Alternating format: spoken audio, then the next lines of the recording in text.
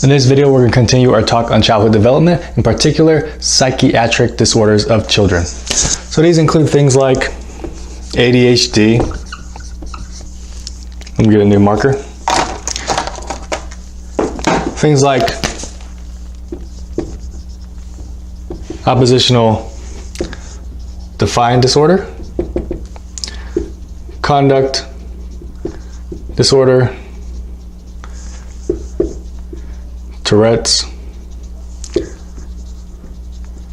separation, anxiety, and pervasive developmental disorders. And we'll just go down the list. We'll start with ADHD. ADHD stands for Attention Deficit Hyperactivity Disorder. So attention deficit, the kid will have problems with focusing.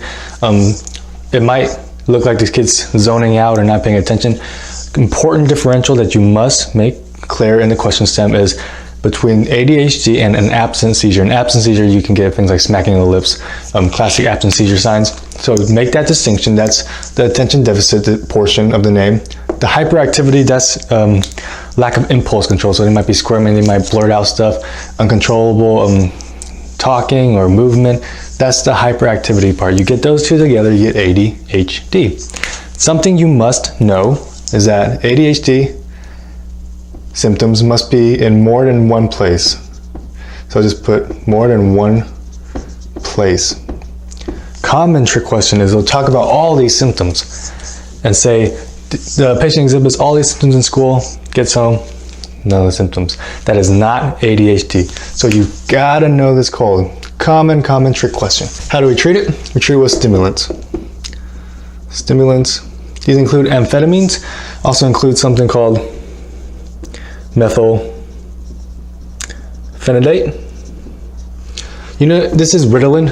No methylphenidate. This pops up on questions a lot more than amphetamines. If you do want to know amphetamines, they all have amphetamine in the name, so it'll be very easy to tell it apart. These increase catecholamines. If you recall catecholamines from our biochem videos, those are things like norepi, things like dopamine, and it also stops this reuptake. So it increases catecholamines. It's a stimulant, mental stimulant, and that's how it helps ADHD. Side effects of that increased catecholamines, you're gonna have things like weight loss, palpitations, you're gonna have diaphoresis, stimulant side effects. All right, side effects. Palpitations is a big one. Anxiety,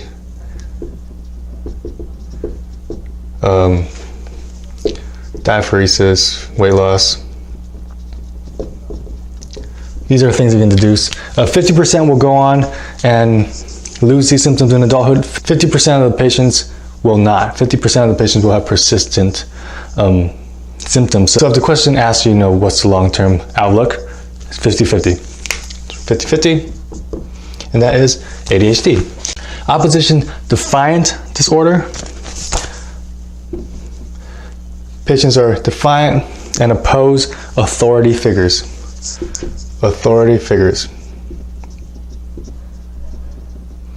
There's a lot of, theories of why this is. Maybe they're projecting these feelings against authority figures. Maybe they're projecting these feelings from their own feelings against their parents. I won't write that down. That's just a theory. They're not going to test you on that. But while we're on the topic of projecting, these underlying feelings, these subconscious feelings, let's just talk about transference and countertransference. Put it off to the side. Transference is when a patient projects some sort of feeling onto the doctor. Usually they associate the doctor with another person and project those underlying feelings of that person to the doctor. So if they see a doctor as like a neglectful mother, yeah? And every time the doctor makes an innocent statement or maybe looks at the watch, they're thinking, oh, this doctor's just like my mother, has no time for me, etc., etc. So that patient is projecting those feelings to the doctor. That's called transference.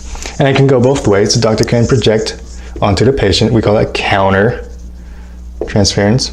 So if that doctor sees the patient as his or her son and starts projecting those feelings of his or her son onto the patient, starts lecturing them, tells them, you gotta do better in school, you can't be doing drugs, etc., etc.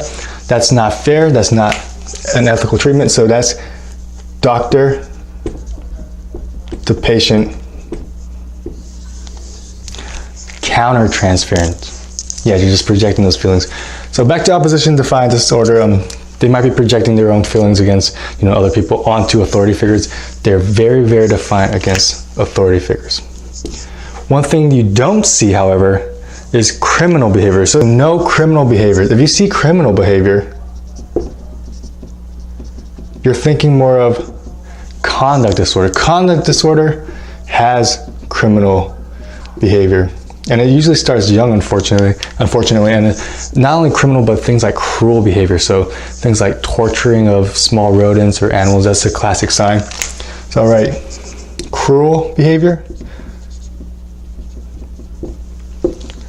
And since we're talking about kids, we call this conduct disorder, but if that kid grows up and becomes an adult and still exhibits that behavior, you need to know it's called antisocial personality or disorder. Okay, so make sure you know the age of the patient in the question stem. That's very important. That's the difference between getting the answer right and getting it wrong. So conduct disorder if they're young, antisocial if they're older. That's conduct disorder. Let's talk about Tourette's.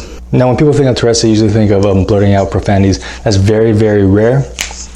What's much more common is motor tics. So these uncontrolled motor movements, so things like head turning or these small motor tics. Tics doesn't have a K.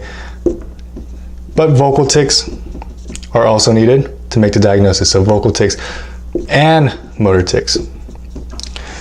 Again, profanity, shouting is not very common. They can just grunt or clear throat, things like that. So you need both. That's very important. You need both. And they don't have to be at the same time. They can have a motor tic 1 year and then develop a vocal tic another year, and then motor tic can fluctuate on and off. So they don't need both at the same time, but they do need both to make that diagnosis. Now Tourette's, the etiology and the pathophys is not really known that well. So Tourette's is associated with things like dopamine, but again, the exact pathophys of Tourette's is not quite known. The dopamine link is something we're working with, and it shouldn't surprise you then that the treatment is antipsychotics. That's quite a unique treatment, so you gotta know that. Antipsychotics, which we'll talk about later, blocks dopamine. Just keep that locked in the back of your mind. We'll talk about pharm later on. Tourette's is also associated with mental disorders that have to deal with compulsivity. Is that a word? Is that the word? I'll just write compulsion. So things like OCD, things like, well, we talked about lack of impulse. So ADHD. It's associated with those things. That is Tourette's. Separation anxiety is when you get anxious when you're separated from your parent. Now, some of it is normal, but this is like severe to where the child can't function. They might make up symptoms. They might actually have symptoms and like bellyache. They'll get anxious. They'll get, basically they won't be able to function until you put them back with the parent, and then all those symptoms will go away. If those symptoms don't go away, then you're thinking of something else. But if those symptoms go away, classic separation anxiety. Last but not least, pervasive development disorders. This is not one disorder, but a group of disorders. When I first learned about them, there was 3. Now there's 5. That might change by the time you see these videos. But these disorders are all categorized by pervasive problems with the development of things like speech and social functions. The ones I want to talk about today is going to be autism, Aspergers, Rett, and childhood disintegrative disorder. Autism is seen when you have impaired social function. That's the name of the game. Speech, impaired speech. So they might have very limited speech. They might not speak at all, or might say phrases over and over and over again. So limited speech. And repetitive behavior is commonly seen. Asperger, normal speech is a dead giveaway. And they'll even have normal intelligence. So why is it even here? Because they have problems with social function and social skills. And they're usually confined into this very tight, specific interest. Specific interest. If you watch The Big Bang Theory, the sitcom The Big Bang Theory, then Sheldon exhibits a lot of these classic symptoms. There's no problems with his speech and intelligence, but he's lacking social skills and he has very specific interests that he focuses on. So that's just a kind of a memory aid to remember Asperger's. Rett and childhood disintegrative disorders, these are important because they grow up normal. So, all right, that's fine, Danny, but why is it part of pervasive development disorders? They develop normal, but something goes wrong and then they start to lose their skills. They lose their ability to talk. They lose their ability to walk. They lose all these acquired skills. So I'll just write grow up normal, then lose it all. That is a dead giveaway. That is so specific and easy to pick up. So that happens in a patient or seen in a question stem. You're thinking of Rett and childhood disintegrative disorders. What's the difference? Rett is seen in girls and classically seen as hand wringing. So they have this repetitive behavior of just wringing their hands. Why? Not sure. The mechanism is not quite known, but wringing of the hand is very classic. In fact, if you image Google Rett syndrome, you're going to see nothing but girls wringing their hands. But that's Rett. Rett is X-linked. Now, X-linked disorders are more commonly seen in males because they only have one X chromosome. So if they have something wrong with their X chromosome, they're always going to express it, while females have two X chromosomes, so one of them can mask it. It's always seen in girls, however, because men that have Rett die. It's only girls really exhibit it because they're the only ones that live. So I write X-linked. Childhood disintegrative, what can we tell them apart? If Rett is associated with girls wringing their hands, childhood disintegrative disorders is the exact opposite. Those would be boys, no wringing. Easy enough.